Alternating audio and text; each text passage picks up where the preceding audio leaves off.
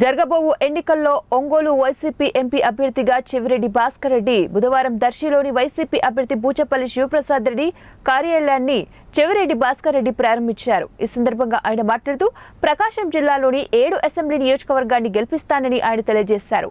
జగన్మోహన్ రెడ్డి రెండోసారి ముఖ్యమంత్రి కావటం ప్రజల ఆకాంక్ష అని ఆయన పేర్కొన్నారు. మొట్టమొదటిసారి ప్రకాశం జిల్లాకి రావటం, వెంటనే దర్శి నియోజకవర్గానికి వచ్చి పార్టీ కార్యాలయాలను ఓపెన్ చేయడంతో పాటు మరికొన్ని సంక్షేమ కార్యక్రమాలు కూడా ఆయన ప్రారంభించారు. చెవిరెడ్డి భాస్కర్ రెడ్డి రాకతో జిల్లాలోని వైసీపీ క్యాడర్, దర్శి నియోజకవర్గంలోని 6 మండలాల వైసీపీ కార్యకర్తలు భారీ ఎత్తున తరలివచ్చి ఆయనకు స్వాగతం పలికారు. ఈ కార్యక్రమంలో జిల్లా జెడ్పీ చైర్మన్ బూచపల్లి వెంకయ్యమ్మ, మండలాల జెడ్పీటీసీలు, ఎంపీటీసీలు మరియు నాయకులు కూడా పాల్గొన్నారు.